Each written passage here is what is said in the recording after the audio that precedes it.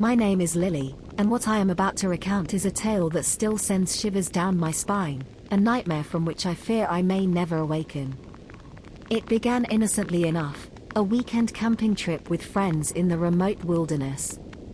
We were a group of thrill-seekers, eager to escape the trappings of civilization and immerse ourselves in the untamed beauty of nature.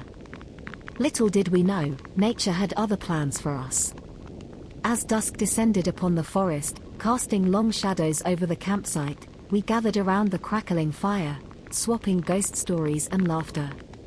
But as the night wore on, a sense of unease settled over us, a feeling that we were not alone in the darkness. I brushed aside my fears, chalking them up to an overactive imagination fueled by the eerie tales we had shared. We went inside our tent, leaving the fire burning outside to scare of any night creatures that may try to steal our food or supplies. But as I settled into my sleeping bag, the hairs on the back of my neck stood on end, and a chill crept down my spine. That's when I heard it, the sound of something moving in the darkness beyond the glow of the fire.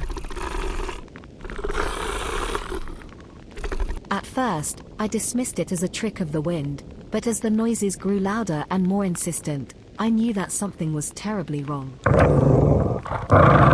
With trembling hands, I reached for my flashlight, its feeble beam slicing through the darkness like a knife. What I saw next will haunt me until the end of my days. 3 pairs of glowing eyes staring back at me from the shadows. Panic surged through my veins as I stumbled to my feet, my heart pounding in my chest as I struggled to comprehend the horror that lurked in the darkness. But before I could react, a figure emerged from the shadows, its features obscured by a tattered cloak that billowed in the night breeze. I wanted to scream, to flee from this nightmare come to life, but something held me in place, rooted to the spot as if bound by invisible chains. Then the other figures drew closer, their steps slow and deliberate, and I could see now that their eyes were not human, but empty voids that seemed to devour the light around them. With guttural growls, the figures lunged forward, taloned fingers reaching out to claim me as their own. I tried to fight back, to ward off the night terrors that threatened to consume me, but it was like trying to hold back the tide of the sea with my bare hands. And then, just when it seemed like all hope was lost, a blinding light pierced the darkness, illuminating the campsite with an otherworldly glow. The figures recoiled, their unearthly shrieks echoing through the night as they vanished into the shadows from whence they came. I collapsed to the ground, my body trembling with exhaustion and fear as I struggled to make sense of what had just happened. My friends rushed to my side, their faces pale with shock and disbelief as they helped me to my feet. "What were those things?" one of them asked, his voice trembling with fear.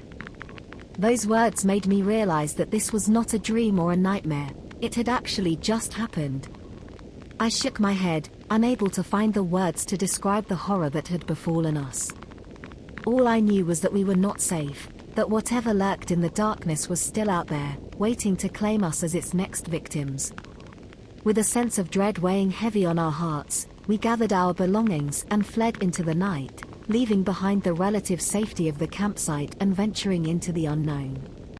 And though we tried to put the events of that night behind us, the memory of the unseen terror that stalked us in the darkness would haunt us forevermore.